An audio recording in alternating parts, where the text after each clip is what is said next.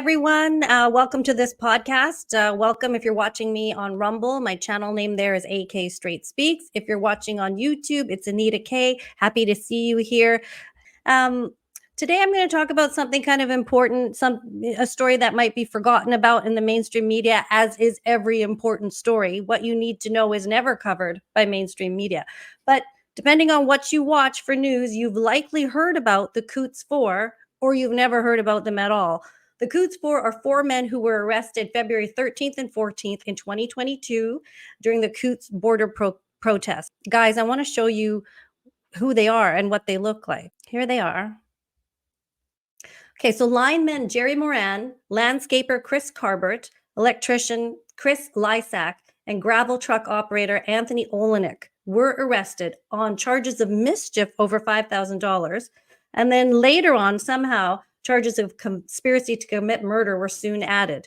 They were dubbed the Coutts 4. And really, this protest was only about a protest against COVID-19 mandates, and how on earth it got to this is just incredible. So to answer some questions, I'm going to bring in a reporter who has been following this story. But first, let's have a little look at him in action. Frustration mounts as the slow-moving three-day pretrial for the Coutts protesters, known as the Coutts 4, adjourns to December 11th with no substantial progress. Well, the day drug, as usual, is just such a slow process. It's slow for the families, it's slow for the boys, and that's the hardest part. These boys have spent so many days, they're over 620 days now, and some of these boys had never really been outside. Accused of conspiring to murder RCMP officers, these four protesters have languished in remand for a staggering 628 days without a conviction. Okay, so joining me more to talk more about this he's an independent journalist. His name is Mocha Berzigan. Mocha, here you are. Hello, Mocha. So nice to see you. Hi there. How are you doing? Good afternoon from Calgary. Happy New Year. Happy New Year. It's sunny there in Calgary, hey? Yeah, unusually sunny. I know, that's very weird. Anyway, you've been covering this story. We just saw a clip of you at the courthouse. You've been following this really closely. Before we maybe start with the latest, because it's always good to start with the latest information, but what is your take on how this went from like mischief to murder? What can you tell us about how you think that happened? Well, there are lots of publication bans surrounding this trial. So a lot of the evidence we cannot discuss about. And this is all because the courts don't want the jury to have prejudice against the four men. This is debatable, of course. There are different points of views on this. Some could say, well, yeah, but the jury, it's like there's already a picture of guns out there on CBC, and people have saw that already. And the comments I'm getting from people is that the media has already done their job at painting these four in a very bad light, and now they no longer cover it. They stopped covering it, and this is true. I have been following the story, going to Lethbridge, to every court hearing since last year, and I have not seen a mainstream media journalist, or any journalist for that matter, coming and sitting at the accredited media bench that is just for media, accredited media personnel. Nobody's showing up, and other than me, nobody's sitting there. So these empty benches are being used sometimes as places to put jackets because there's no media. And in fact, the last hearing, there was no media even on teleconference where you watch proceedings online. So they even shut that down. And my assessment of what's going on with the media is that because there's publication ban, they cannot publish it to the public, but they have the evidence to themselves. I think they look at it, and basically the media tried the four men and they found them guilty. And this is why they're no longer covering it. But it is not, I don't think that's up to the media to do. That's not media's jurisdiction. That is the court's jurisdiction. So as an independent journalist, I found the responsibility to go there, take notes, give updates, publish what I can publish, interview the people, the supporters, because there is nuance to this. There are different Yes. perspectives that needs to be broadcasted. So that's what I've been doing. There's another trucker who have been convicted of dangerous driving, and his license has been suspended for so long, and his sentencing hearing is, I believe, at sometime at the end of January, which I will cover it. But this seems like anyone who was involved in the Coutts border protest, the police, the RCMP, whatever they can get on them, they're getting it, and they're prosecuting them to the full extent of the law. And this, to me, is Not justice. unprecedented, because Yeah. there are the deadliest terror attack in Canada's history, which 9 out of 10 Canadians don't even know about. While the RCMP was trying to find the masterminds of that attack, CSIS was destroying evidence. So if you're politically connected, if you have a good grab on politicians in this country, you can evade justice. But if you are just a trucker, just a farmer, then the law will come down on you. And so Yeah. so this case is connected to the enactment of the Emergencies Act. So that makes it a high profile case. What makes no sense, why the media would not cover it. And I'm proud to say that through my coverage, more and more people, hundreds of thousands of people, are paying attention and saying, what's going on here? 700 days, no bail, no conviction, in remand. Right. How could this happen in Canada? How could this happen in Canada? Because what's happening in Canada, we've changed. The country has changed. It's not what it used to be.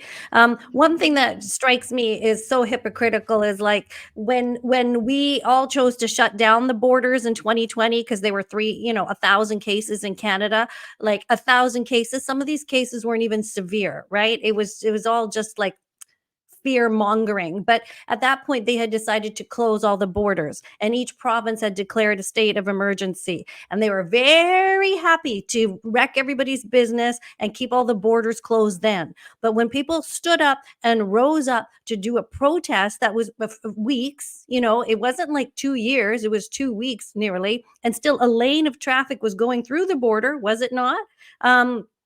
And for them to say, oh, you're blocking the border, the audacity. They had no problem blocking the border before, did they? And then when we try to protest, the definition of a protest is that you have to have some interruption because you want the government to do something. That is why people protest. Otherwise, we'd sit in our living room. That's not what a protest is. Now, you spoke quite a bit about the mainstream media, and I find it hard to even find any coverage whatsoever. I found this thing. I'll just share this with you.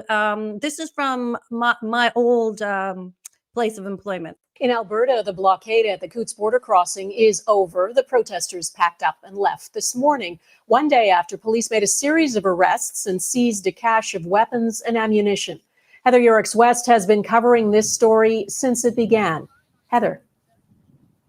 Donna, after 18 days, it's over, and protesters say it was the discovery of weapons here that brought this blockade to an end. I'll just interrupt it there for 1 second, because you notice how they start with weapons. That's in the lead. Okay, so what does that do? That's your lead line. So anybody watching is just associating, oh, there's weapons, weapons, weapons. Okay, let's see what else they say. Let's move on. They left town just after breakfast. A long line of tractors, trailers, and trucks. It's too bad that we have to leave, but it was everybody did really their best and to get freedom for everybody in Canada. At least that's it breaks our heart. They'd vowed to go on blocking the border crossing until all COVID restrictions were lifted. But protest organizers say this changed things. A cache of weapons, including long guns, handguns, and body armor. These weapons were brought by people who had the intent on causing harm. 13 people were arrested. Most now face charges of mischief and weapons possession. 3 have also been charged with conspiracy to commit murder. Our message has been one of peaceful protest, and to keep that message strong, we felt the best decision was to move out. One thing here, this reporter is at least sort of trying to show clips of people saying it was about freedom and peace, but the crux of that story is the weapons. And that picture is like all over mainstream media, that shot of the weapons. And how has there been any proof yet so far that those weapons are connected to the Coutts 4 at all? Is there any evidence? If there was evidence, would it not have shown by now? Whose weapons are they? Unfortunately, I don't think I can comment on that because of the publication ban. Ah. There is a publication ban requested by the lawyers of the men themselves, and there's also a publication ban that encompasses all pretrial motions in Canada that have recently come into effect.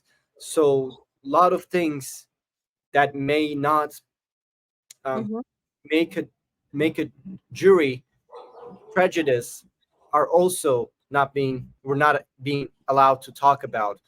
And we'll see by time, after publication, after the trial ends, after the jury is selected, all the evidence will come out.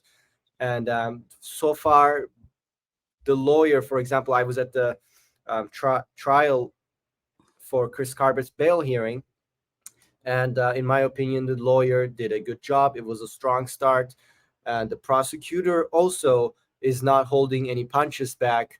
So that's the sort of environment that I'm seeing. I would invite anyone who's interested to go to the Lethbridge courthouse and see it with their own eyes, because that's where the evidence is presented. People can see it publicly. They just cannot talk about it. They just cannot publish about it because of this ban, unfortunately. Yeah. Sorry to interrupt.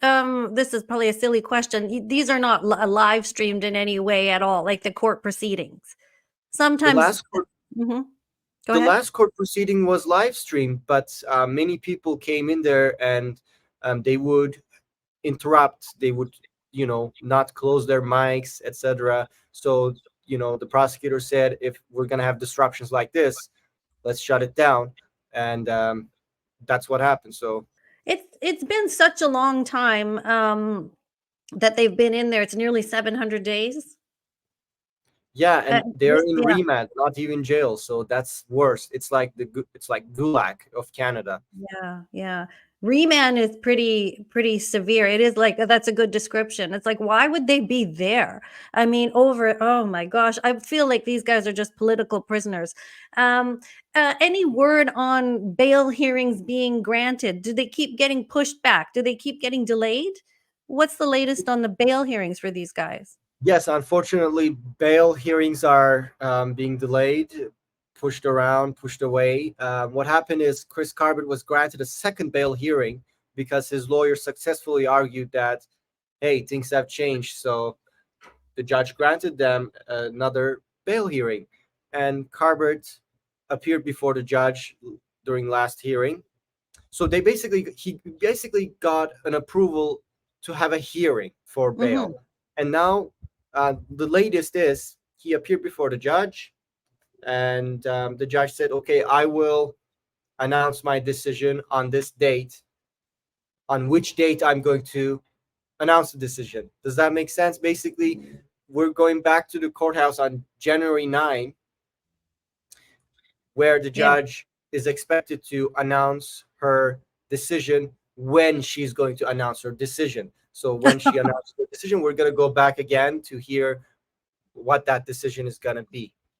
Meanwhile, days of their lives are going by, and they have children. Some of these guys have young children. They have families. The families are very broken, Like, I don't want to get into much detail because it's private, but it's really bad. It's really bad. This would be horrible. Just absolutely just horrible to go through for the children and the families. It's not fair. And I want people to think about that. This is not who had the gulags in the times of, there's a famous book Solzhenitsyn wrote about the Russian gulags. Like, those times are supposed to be over and done with. Those times are not supposed to be going into 2024 as we are, right? Can you tell me, what do you know about, like, are they allowed phone calls, visitation? Or, I mean, even if you are in jail, you can see your family sometimes. What do you know about that? Yes, they are allowed visitors. They are allowed, mails. They are allowed to talk to other people on the phone, etc. So That's good. But they are separated from each other. The 4 men, they are separated. They cannot be in the same jail facility, even same remand. So one of them would be kept in Calgary remand, the other one in Medicine Hat, the other one in Lethbridge, the other one somewhere else. So they would need to be transported, and then they would have to stay in solitary sometime, etc., etc. If they are in, for example, Lethbridge, and they have a court hearing that morning, they cannot be led into the same area, etc. So there are some restrictions there, and Yeah. 2 Okay. years not being able to touch grass, that sounds very severe, very severe. Very, very severe. The punishment doesn't even fit the crime, and we don't even know what the crime was. Well, That they're is still not innocent until proven guilty. So exactly. They're still, yeah, that's true. Right. Like it's gone from mischief to murder. Like, and none of this has even been proven. And you're right. Like, yes, thank you for making that disclaimer. You are innocent until proven guilty. And but then, the media, they, in their way of doing things right now, they see them as guilty until proven innocent, and yeah, that is perverted, in my opinion. perversion of justice.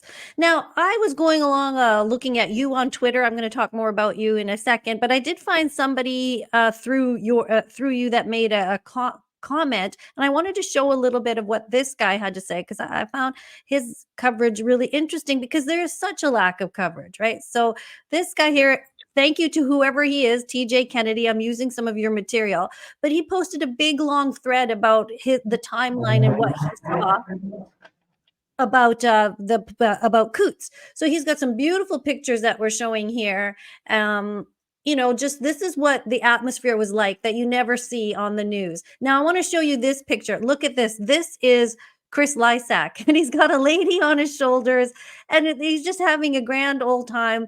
I mean, really, like, this is a patriot. This is a Canadian. This is someone standing up for what's going on. I want people to see this is Chris, right? This is one of the guys. Okay, so let's move on. And then we rarely hear clips from these guys, but I'm going to play this for everybody, okay? Field track excavators. They parked them a few miles up the road on our access. RCMP didn't like that idea, so we moved the excavators. This is Anthony, I believe. A mile or so into the farmer's field on private property, and told them, and they confirmed that.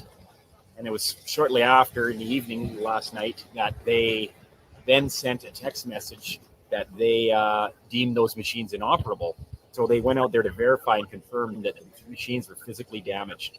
Solenoid lines were cut, fuel lines were cut, hydraulic lines were tampered with. They even took filters apart and sprayed spray foam into the housings, completely destroying that. Like, that's going to be thousands and thousands of dollars to repair all that. We're just being peaceful here and enjoying the weekend with family events, and they're out wrecking and vandalizing our private property. I think it was important to see that, because we're seeing him as these are human beings. These are just people just trying to protest, and they're not getting the proper medical care they need. And I have they're not covered getting about medical this care as well. Yeah, especially Anthony. He has serious medical issues that have not been addressed properly, and at some points he says that he was so sick that he couldn't even leave the bed to walk and pick up his food, and so he had to rely on a cellmate to bring him the food.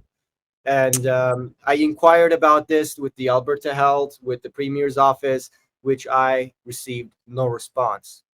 Oh, absolutely appalling. I have reported on this, of them being denied formulary drugs that they need, instead being offered to take addictive drugs, dirty drugs. Of course. And if the mainstream media were doing their job and have not been captured the way they've been captured, I mean, you could make a phone call, any reporter calling from CBC Global or CTV, to call the Alberta Health Authorities to get an answer. It's not likely you would be ignored, right? And they have all the budget, they have all the funding. And I want to just take a minute to talk, because I've gone independent. I don't file every day the way you do. But people who are independent, Mocha, we have nothing. We go with our cell phone. We go with some equipment that we buy. We don't have the resources that mainstream media has. The mainstream media has an army of financial backing and an army of employees to help. When we go do something, we go alone. And we're often not recognized because people will be like, well, where are you from? Well, I'm from me. I work for myself. And what would you have to say if you could say a few words on supporting local media? I would say it's time. I mean, people do support. People have been wonderful. But what are your thoughts? How's it been for you as an independent? It's been okay. I mean, I work for the people. I don't work for an agenda. I don't work for the government. I don't work for a political party. So my interest is in the people, and I'm accountable to the people, and I interview the people, and I, lend them a microphone and publish their comments, publish their feelings, publish what they're seeing, what they're thinking, rather than me just going in front of the courthouse and doing a monologue to craft a narrative, craft an agenda. And I've been able to do this because I am being funded by people, normal, ordinary Canadians who donate or chip in $10, $20, $100 to allow me to do this job, which is not cheap, not because of the gas money or the hotel or the equipment, but the real financial burden is having editorial independence. Having editorial independence, as you know, is very important. And people have been helping me through mediabezirgan.com/donate. And I'm still surviving, I'm thriving, and I will continue to do what needs to be done to defeat the mainstream media that is being funded by our tax dollars and not doing their jobs.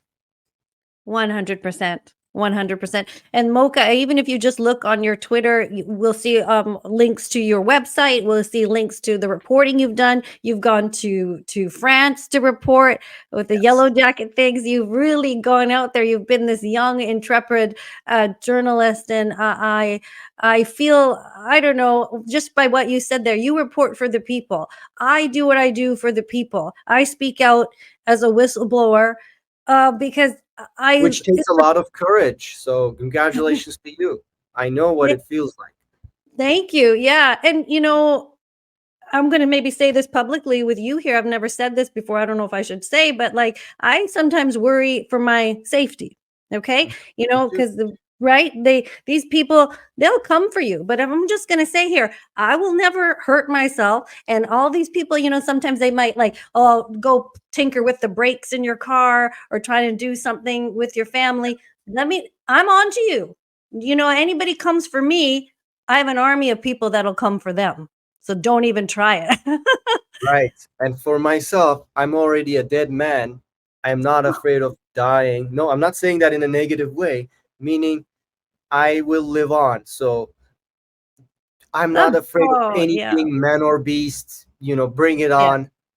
I won't go down without a fight. Mocha, we can't live in fear, right? I'm not going to live like that. And neither are you. So good for you. And it's the people who fear nothing. Such small things. If more and more regular people spoke out, use their little Facebook, all the normal people that are my friends, we need their voices now too. They need to realize what was done in this country. And because the news doesn't tell them what was done, doesn't give them the right to play dumb anymore. You know what? I'm working on a story right now. I was just in Regina a few days ago. I drove from Calgary to Regina, 7-hour drive. And I was there for a few days investigating $500 million corruption allegation. And there are strong evidence that suggests $500 million taxpayer was robbed from $500 million.